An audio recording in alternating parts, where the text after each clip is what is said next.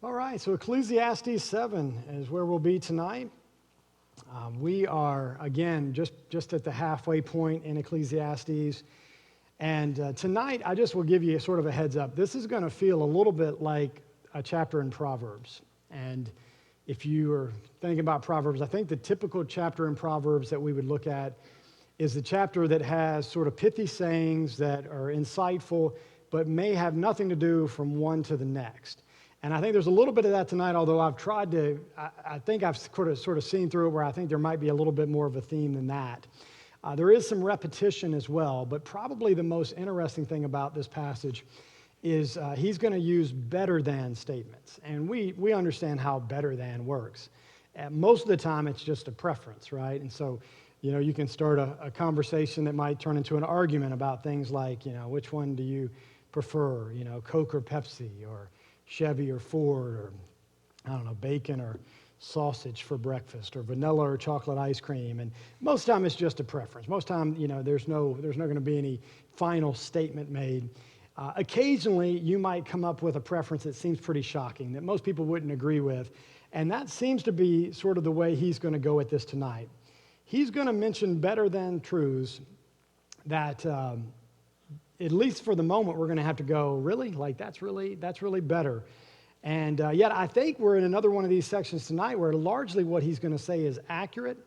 The catch for us is just with greater light this side of the cross and resurrection, I think we can add even a little bit more to what he's communicating.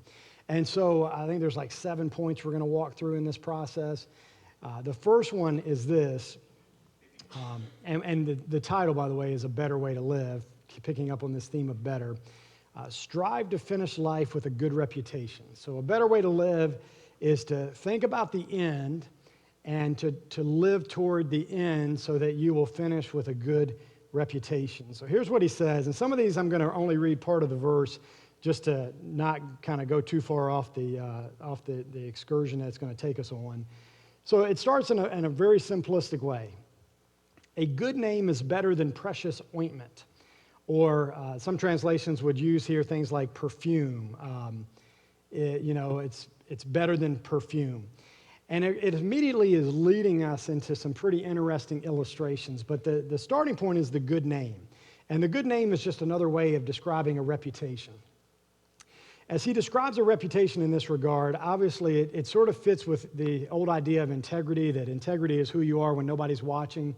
And so this is really who you are, not who you've convinced people that you are. And I think that would be a pretty good contrast in this regard. When he compares a good name to precious ointment, or if you switch the idea to perfume, because I think that immediately gives the idea of fragrance, you're talking about something that they would have seen as extremely valuable in their day. And you just think back to this woman pouring this perfume on Jesus, and he says, well, she's preparing me for my burial, and it's worth just a pile of money. This is a luxury item, and if you had it, how fortunate you are, or probably more specifically, how blessed you are. But what a unique picture in the process to say, as valuable as that is, what's more valuable is having a good name, having a good reputation. Now, to some extent, that's a contrast between like money and your name of who you are. But it's interesting to take an item that smells good, because you can use an item that smells good to cover up something that doesn't smell very good, or to make something that doesn't smell very good smell good for a little while, but eventually it's going to wear off. And that would not be the type of reputation you want. You don't want a reputation that only lasts for a little while, that's really a cover-up for something else. And so this becomes the picture here that he's placing before us. Now, as he does that, I thought these were some helpful thoughts in this process of ultimately a reputation is only as good as it's focused on Christ, because if the reputation is just so people think really highly of us, well, that's just going to become an idol. So one person said, when people think of your name, when they speak of your name, do they think of someone who's cheerful or critical? Do they think of someone speaking truth or speaking things that are hard to believe? If you ever meet somebody whose nickname is like lying, and whatever name they have, it's like, that's really not the reputation you want, right? And yet you've gained that over time. A third one, when people think of your name, do they think of someone who's generous or stingy? And I think the list could go on and on and on. But this is his emphasis that he's pointing us to. Now, in Psalm 22, he says, a good name is more desirable than great riches. To be esteemed is better than silver or gold. And so this is the contrast. You have this valuable item of ointment or perfume, and he's saying, well, far more than the value of money or some resource you have is just to have a good name, it's just to have a good reputation. Well, this is where he throws in a major kink into this verse. Notice the second half of it. The day of death better than the day of one's birth. That's what he's communicating. Now, we had a week to sort of kind of catch our breath here, so we may have forgotten that he's recently talked about, better be miscarried than to actually live out a whole life.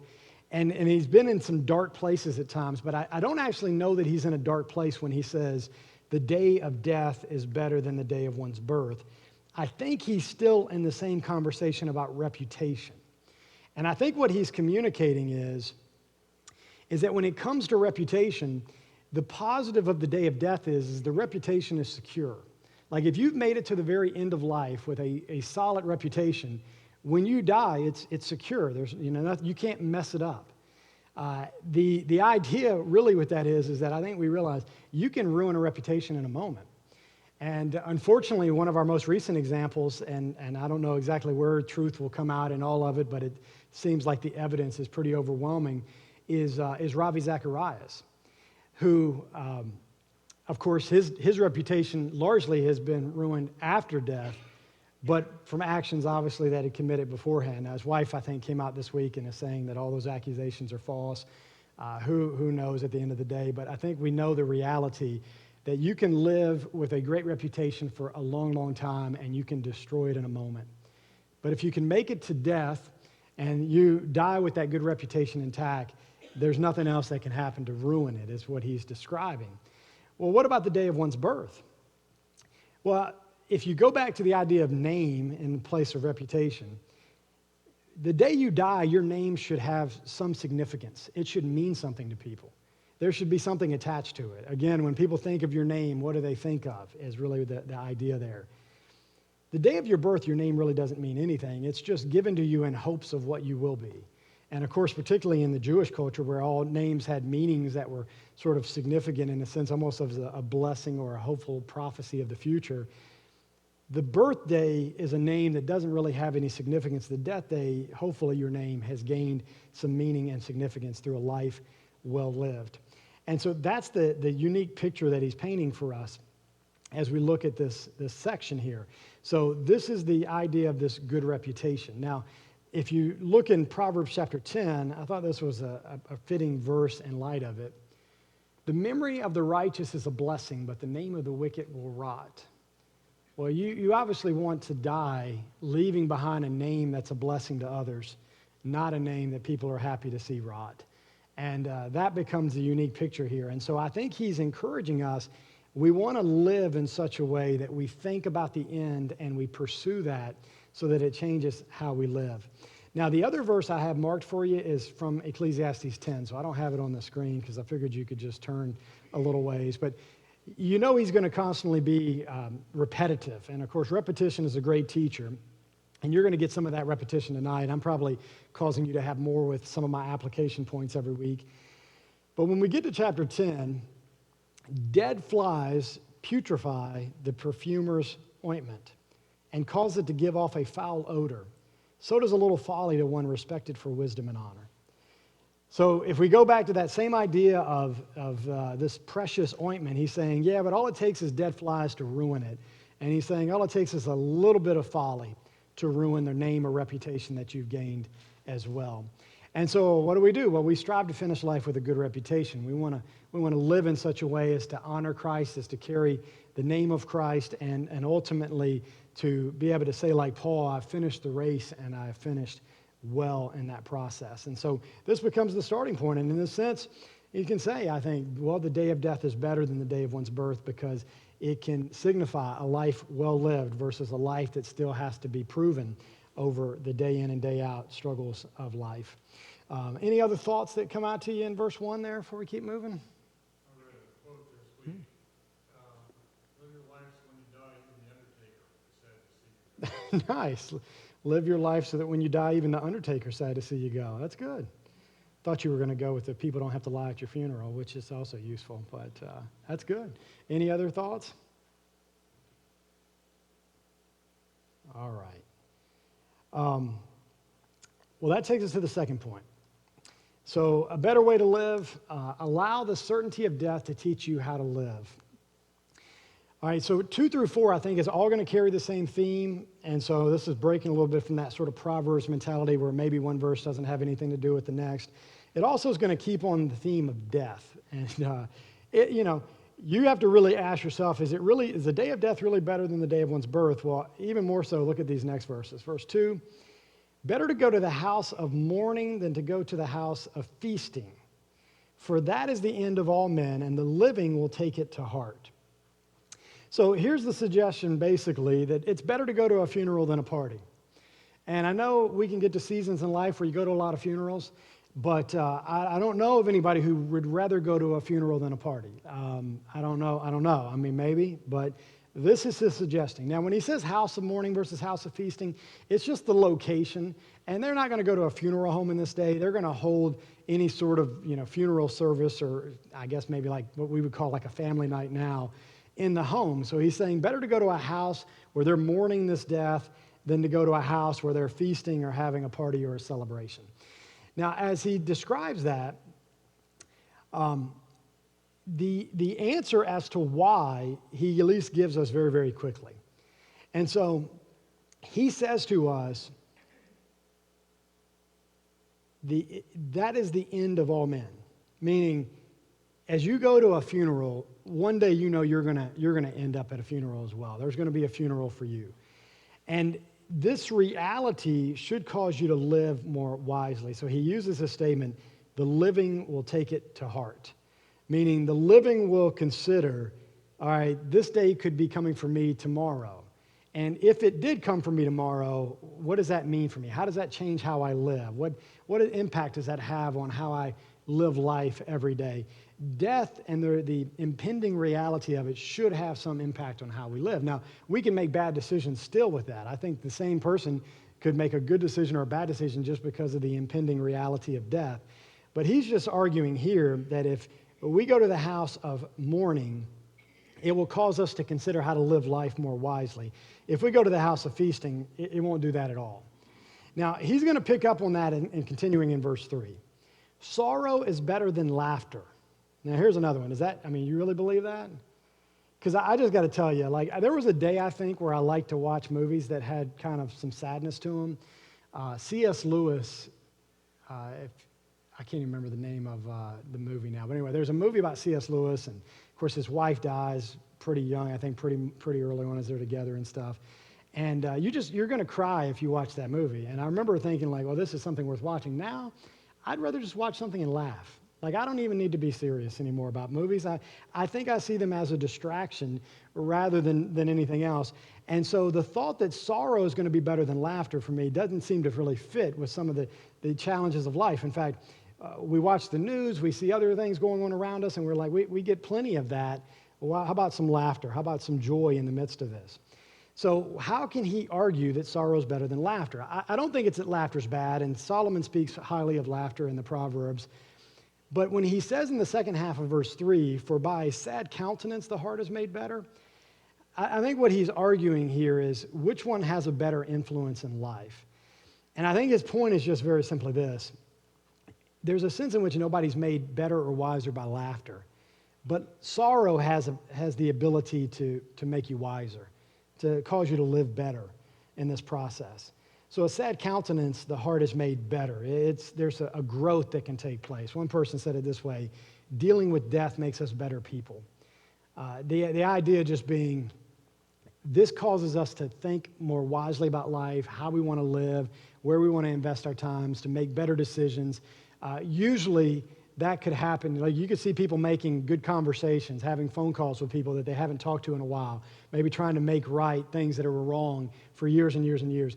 You're probably not going to see that happen after they go to a comedy club Like, I mean, you're probably not going to hear a comedian and be like, I really do need to get right with my daughter. I mean, like, that's just not going to occur.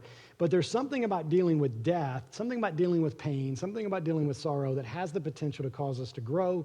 Laughter is kind of a distraction from those things. It can be a healthy distraction, but it can be an unhealthy distraction. I think this coming week in the prayer guide, we have the passage in Esther, where Mordecai is mourning, but he can only go to the king's gate because the king gets to live in this perception of everything's perfect. You don't enter the king's gate with sorrow. You just pretend everything's perfect. Well, that's a nice luxury, but it actually is going to do more damage in the end than it's going to be helpful. And so then in verse 4, similar thought. The heart of the wise is in the house of mourning, but the heart of fools is in the house of mirth, or a celebration, or a party, something along those lines. And so, as he says that, he is again describing, if you want wisdom, you're going to find it in the house of mourning, and I think you say this, the person who is wise is going to be found there. Foolishness is going to be found in the person who just wants to have a party all the time. As you consider that thought,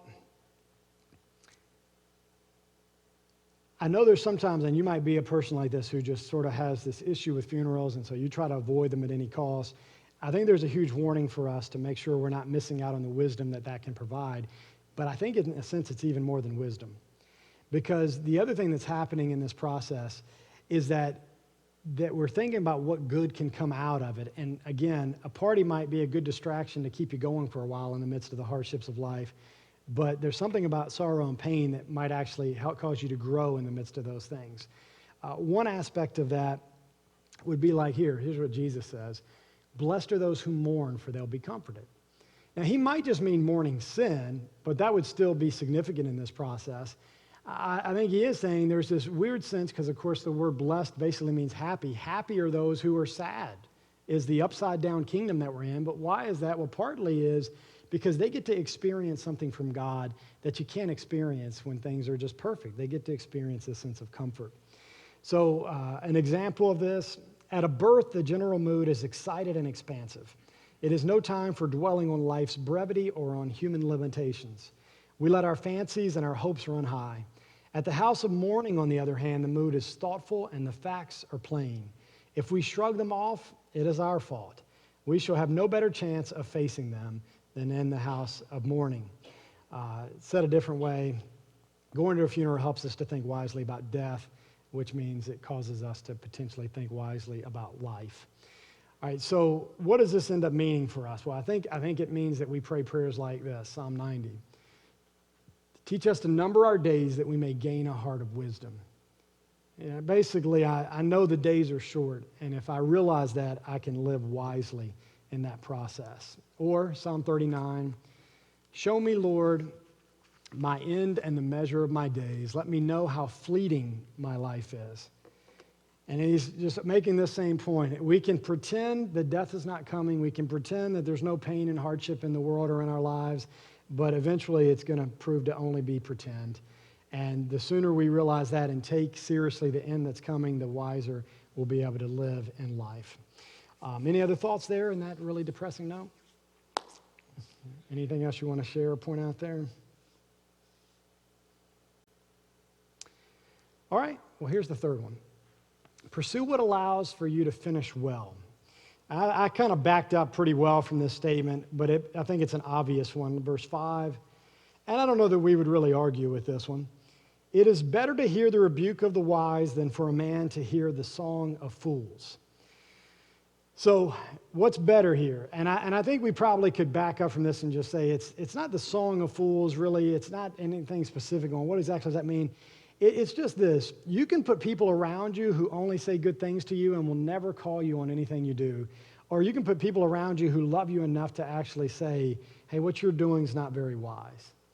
And one of those is going to be far better than the other. Now, the song is, I think, certainly a picture of celebration. And so why talk about anything serious? Why deal with anything? Let's just sort of have a good time. Well, that's all right at some point, but there's also times where we really need to have a serious conversation, particularly when we're going the wrong direction. when you look at verse 6, he's still on the same topic. And he says this, "For like the crackling of thorns under a pot, so is the laughter of the fool. This also is vanity," or this is meaningless. And so as he makes this statement, he's trying to make a play on, he's actually succeeding to making a play on words in Hebrew. But I'm not a Hebrew expert, and probably you're not either, so we miss it. But the words that he's using for thorns and pot are very, very, very similar. So when you hear them, you would hear this flow. The way that people have tried to say it in language that probably doesn't quite fit anymore either, but it's like nettles crackling under kettles. That would be the way they're trying to say it. And by the way, there's also a play on words in verse 1 with ointment and name. They're very, very similar words, so you would hear it in Hebrew. There's no really way we can communicate it now. The idea here is just really, really simple. You could light thorns under a pot to cook a dinner, but all the thorns are going to do is light up fast, make some noise, and they're not going to do anything to provide any heat for your pot. And he says, well, that's actually what the laughter of a fool does as well. The laughter of a fool could be loud, it can be noisy, but it doesn't actually accomplish anything. It's kind of the classic sound and fury signifying nothing deal. There's nothing positive there. But the rebuke of the wise, well, that actually can have a benefit in your life. That can actually serve a purpose for you in this process. I think it's so easy to put people around us to hear what we want to hear. When you're an authority, I think that's the case. But I think it's also true as friends. Like sometimes we just want to hear positive stuff. And to be honest, sometimes if we're honest, we don't really want to say mean things to people. Or even if it's out of love, if we know it's going to be hard for them, sometimes we'll try to bypass that as if we're being more loving, when in reality it'd be like, not warning someone of a bridge out ahead, just in light of that. They can enjoy the smooth ride until they get to the bridge that's out. And so Proverbs is again and again going to remind us of truths like this. So Proverbs 27:6, "Faithful are the wounds of a friend, profuse are the kisses of an enemy." So a friend who loves you enough to tell you, like, hey, you're missing the mark right now, that's a friend that is a friend indeed. The friend, supposedly, who will never tell you when you're going astray probably ends up being more of an enemy at the end of the day than a friend, because they don't do what actually helps you. And I shudder to think how many people have used the excuse of "judge not lest you be judged" to never say to somebody they love, you're really going the wrong direction. Maybe in a sense of something that they know, but if we're honest, look, one day Jesus is going to judge the secrets of men's heart. And I think sometimes that's a secret we keep from everybody else, but sometimes we're even blind to some of our faults and failures that other people who are around us could love us enough to point out, and yet they often don't. So Proverbs 12, "Whoever loves discipline loves knowledge, but he who hates reproof is stupid." I don't know about you, but this is a hard one for me, because I know I don't want to be stupid, but I also don't really want to be reproved. I remember being like 10 years old and having this reality that I could see sometimes when I messed up and I didn't want anybody else to tell me. So I'm playing baseball, and one of a multitude of reasons why you could swing a bat and miss a baseball is that you pull your head up when you swing. So you're supposed to keep your eye on the ball, you pull your head up. And I knew I had done it. And the third base coach is going, "Jason, you pulled your head out." I'm like, "I know." And I'm mad at myself for doing it, and mad that he's telling me about it as well. But that's a person who's stupid. And we want to fight being stupid, because we want to welcome, like, these are things that could help me to actually grow. And in the sense, if we go back to the start, finish life with a better name than I would have had otherwise. And so that becomes the big point here. Now, here's James' rendition of this. "Remember this, whoever turns a sinner from the error of their way will save them from death and cover over a multitude of sins." What a motivational verse to seek to be used by God, in a sense, to be a positive influence in people's lives, even though sometimes it might be things that are hard for them to hear. So that's the picture. It's better to get a rebuke than it is just to stay in a place where you can constantly have a celebration but never actually hear any truth that might benefit you. A hard statement, constructive criticism, but I think one we clearly recognize is useful. So any other thoughts or things you want to share there?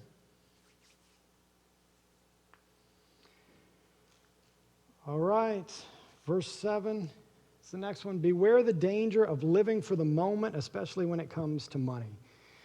So we'll always hear this truth of carpe diem, seize the day. And I think there's some wisdom to it, but of course, Solomon's actually arguing a wiser perspective. I think seize the day in light of tomorrow. Seize the day in light of the last day, I think is more of what he's saying. So here's his statement in verse 7. Surely oppression destroys a wise man's reason, and a bribe debases the heart. Oppression, obviously in that sense, communicates something potentially different than a bribe, and it could communicate the experience of oppression rather than the act of oppressing. Other translations, and yours might do this, will use the word extortion, I think. Anybody have extortion? Okay. So extortion obviously is communicating that I'm extorting someone else. That is, I'm using power to take advantage of them really for money's sake at the end of the day. And in that sense, extortion and a bribe mean exactly the same thing. So what is he communicating? Well, I think in both senses, oppression often is going to be about money. It's often going to be about financial resources, although it could be about power, which is probably going to be connected with money. But the idea here is that you could take a wise person and they can lose all their wisdom and they can lose all their reputation, in a sense, in a moment when it comes to money. When it comes to the ability to take advantage of other people by utilizing money, or to be willing to take advantage of people because you could obtain money in that process. And so I think this is the warning, and it becomes a warning about like get rich quick. It becomes a warning about where your heart is, that money has the potential to lead your heart astray, even though you've been very wise up until then. And so money, I think, becomes the warning sign. And we've talked about that in previous weeks, and we understand the love of money is a root of all kinds of evil. And so certainly if you're experiencing oppression, it could have a negative impact on your heart as well. It could lead you away from wisdom. But I think under the circumstances, it's probably the person who chooses to take part in oppression or extortion, the person who chooses to take a bribe, and how that choice of pursuing money over what's right completely leads them astray. So Proverbs 13:11, and this is, I think this is New Living Translation. Wealth from get-rich-quick schemes quickly disappears. Wealth from hard work grows over time. And where everything we're saying seems to be pointing to living with the end in mind, and he's saying, if you just live with the end in mind and slowly but surely are faithful, you'll find that God's providing for you. If you just have to have it in a moment, you're going to probably find that it's going to be a disaster. And so I think this still is pointing us to end times, like what's going to happen in our final day, and fighting the temptations like money that could lead us astray in the moment if we just live for now rather than living for tomorrow. So any other thoughts there before we keep moving? We're good. All right, so 8 and 9. Look patiently to the end rather than focus on the beginning. So verse 8, the end of a thing is better than its beginning. The patient in spirit is better than the proud in spirit. So we can pause there for a moment. The end of a thing better than the beginning. You really believe that? We're bound to have at least somebody in the room who's really good at starting stuff and really bad at ever finishing it. I don't know. It's probably somebody. You don't have to own that. But I think the idea is for some people, it's just so exciting to get something started. It's so exciting to start a new job at the house, in the yard, or whatever. But the excitement wears off before you ever finish it in this process. And yet he argues the end is actually better than the beginning. I think another reason for me that I would question this is there's something about the beginning when everything is great and everything is perfect. And it's harder as you move toward the end when things have gotten messed up. You think about relationships. Any true relationship, at the start, it's kind of perfect. And then it plays out to where you mess up a lot and you say things you need to say, ask forgiveness for, and do you have some conflicts? And it's not that perfect thing anymore. And yet Solomon says, yeah, but it's still better. It's still better than the start. Now, as he describes this statement, this is really in line with verse 1. The day of death is better than the day of one's birth. The final day is better than the first day. And again, that doesn't sound all that true, and yet there is some validity to this in terms of how we want to live life and how we want to finish life well. So he contrasts then patience with pride. And I don't think anybody's debating that pride is better than patience, but pride is so sneaky. I've got now a couple people in my life who I love dearly, who I would never have called prideful until we've had serious conversations, and only to discover like they won't bow a knee to Jesus in some ways. Like they just will not do it. And it's only pride, and it's just this amazing reality. And so I think so often we don't see it. We don't get it. And so he's saying, well, patience is better than pride. Well, what's the contrast in that regard? Well, I think if we look just solely spiritually, the contrast is that when things don't go the way I want them to, I get mad. And I think I know better than God. And why is God letting this happen in my life? Why is this taking place? Rather than just being patient and saying, you know what, God can work through this.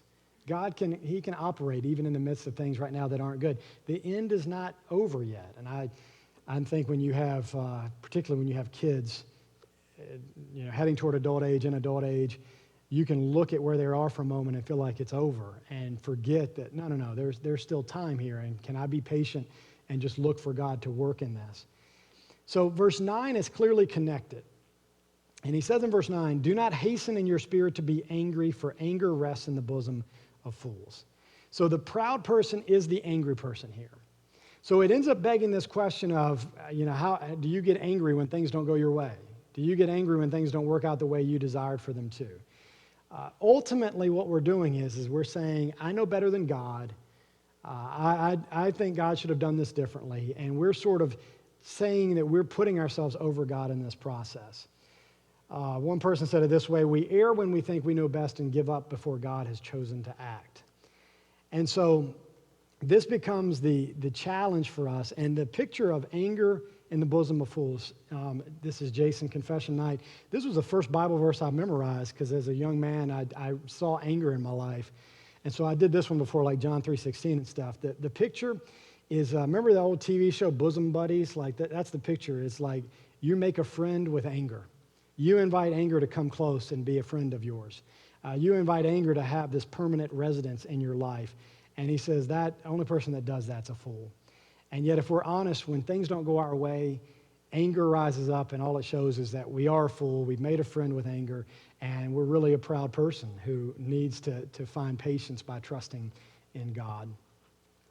All right, so any other thoughts there before we keep going? All right, a couple Proverbs, chapter 14. A quick-tempered man acts foolishly, and a devious man is hated. A couple verses later, a patient man has great understanding, but a quick-tempered man promotes folly.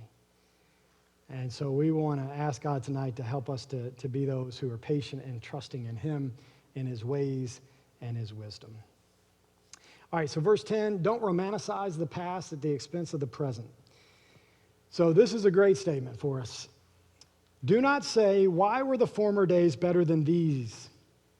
For you do not inquire wisely concerning this. And if you have another translation, it says it even more starkly. It's like, that's a foolish thing to do. To say, oh, the good old days is a foolish thing to say. And I think he's right. And yet, aren't we all tempted to do it? We're all tempted to think that the past is better than the present. I thought this was such a great statement. The good old days are a combination of a bad memory and a good imagination. And it's true. Because there has never been a day where we didn't have problems. All we do when we look backward is we bypass the problems and think about what was good. And if we could just learn to live in the present by focusing on what's good rather than the problems, we would actually say these are the good days. And yet when we look back, we're able to do that. I was okay at baseball through years, but when I was, I guess I was about 10, in your mind a couple years later looking back, you're like, I was like the best player ever. And one day, me and my friends were at the baseball stadium in town, and we found the actual scorebook from that season. And you look through the scorebook and see how well you did in every game. You're like, I was not anywhere close to as good as I thought I was. And that's kind of what we do with the good old days, is we make them better than they really ever were. And he says, you're a fool for doing it. Because what you'll do is you'll divorce making the most of today by making the most of what was, even when it wasn't really as great as you think it was. So any other wisdom on that little point there before we keep moving? That probably convicted somebody. Like somebody probably is like, yeah, I got to stop doing that. All right, last statement here.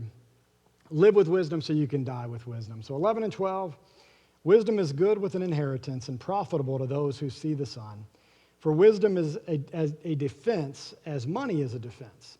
But the excellence of knowledge is that wisdom gives life to those who have it.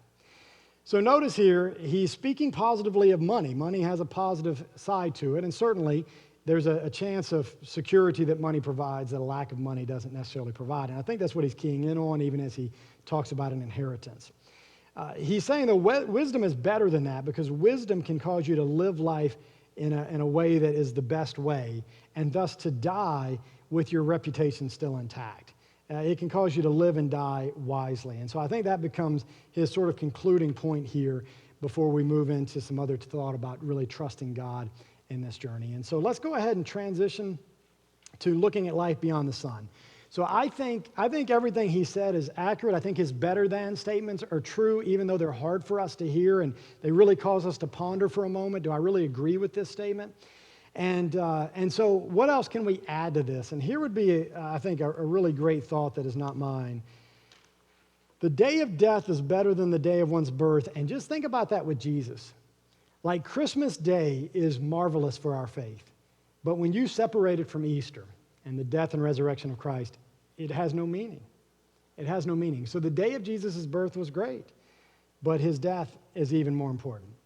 And ultimately, it is his day of his death and his resurrection attached to that that changes everything about life for us. And I think can take this wisdom from Solomon that's really not thinking about it eternally, but just thinking about how do you live life as well as you can, and actually put some more oomph into it that can cause us to live life with meaning. And so here would be two big thoughts, big picture about that.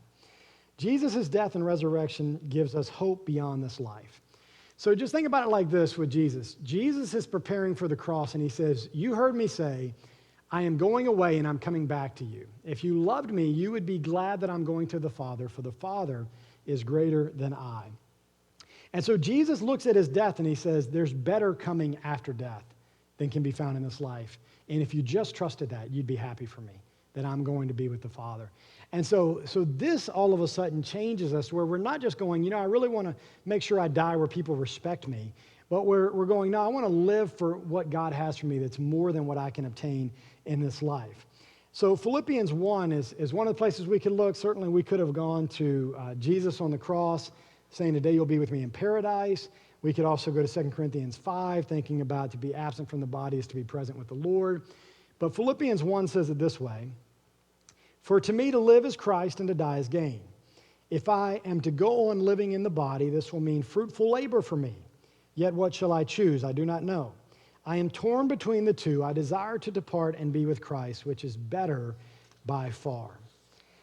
And so Paul can say here, I want to live for Christ, which is far better than living for a good reputation, because you're going to gain a good reputation, but you're going to do it for Christ's honor.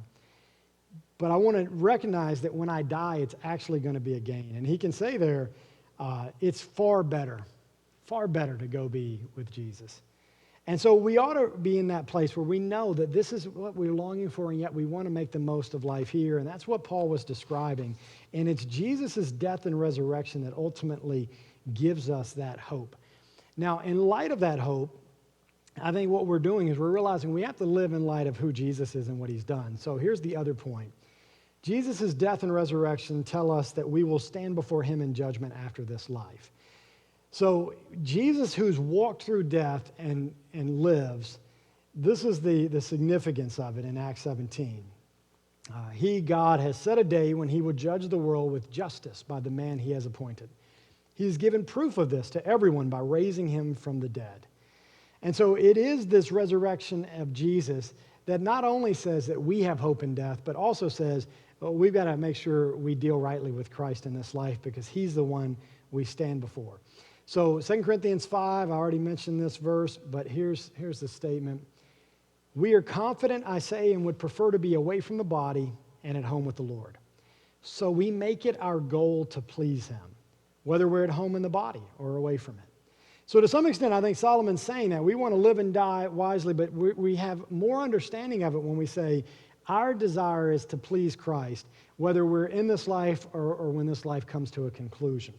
So verse 10, for we must all appear before the judgment seat of Christ, so that each of us may receive what is due us for the things done while in the body, whether good or bad.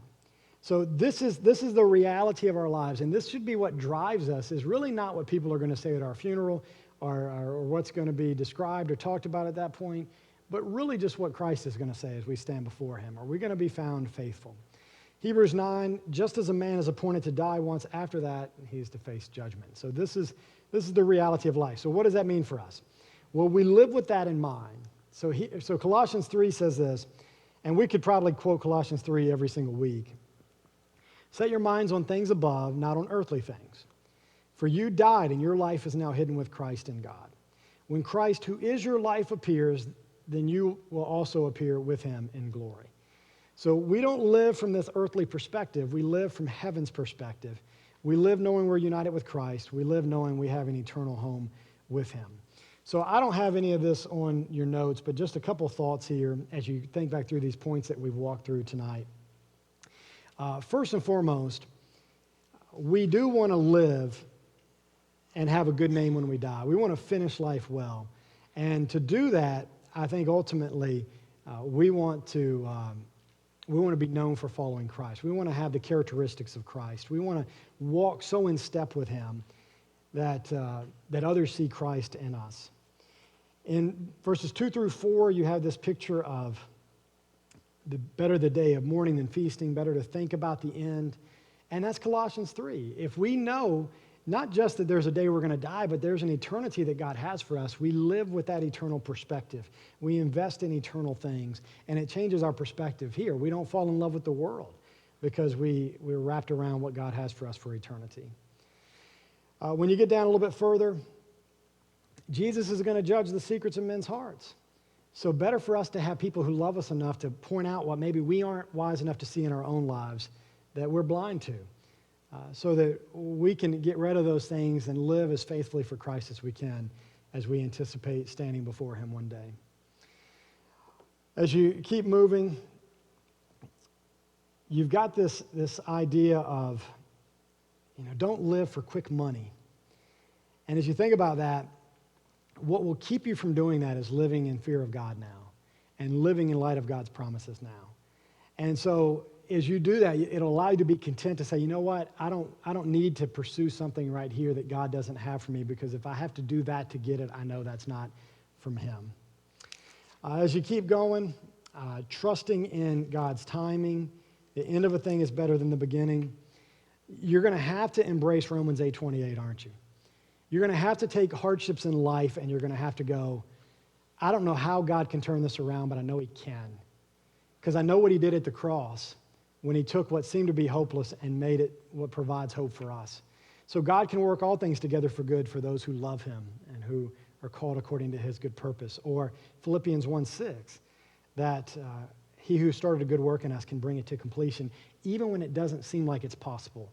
And so we don't have to just constantly look at what's the start of something. We can trust that God can complete things so effectively for us, and thus trust his timing for how he desires to do that. Don't say the former days were better than these days. It's not wise to do that. When we have the best days waiting for us, we ought to just make use of the days that we currently have. And then at the end, you want to live and die wisely. Why? Because living and dying is Christ. And so we want to live and die before Christ, knowing that we have hope in him that changes how we live here and our hope for all eternity. And so this is a better way to live. And this is a challenging statement, I think, for us, but also full of great wisdom from Solomon for us tonight. So any other closing thoughts before we pray together? All right. Let me pray for us. Father, we pray tonight that you'd help us to not be fooled by things that are okay even, but not what's best according to your plan for us. God, help us to not choose what's easy, but what's best from you. We're so grateful that we can be those who are wise, not just to live knowing that death is coming, but to live knowing that eternity is coming, and that's only because of your love for us and giving your Son, Jesus Christ. We praise you for that truth and for all that's captured in the gospel and that for us that sustains us and encourages us.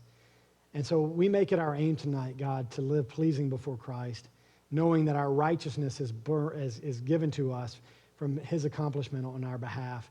And so we don't do it to earn righteousness, but rather to hopefully live a life that gives you glory. And we declare, like the psalmist, not to us, O Lord, not to us, but to your name be the glory because of your love and your faithfulness to us. And we ask in Jesus' name, amen.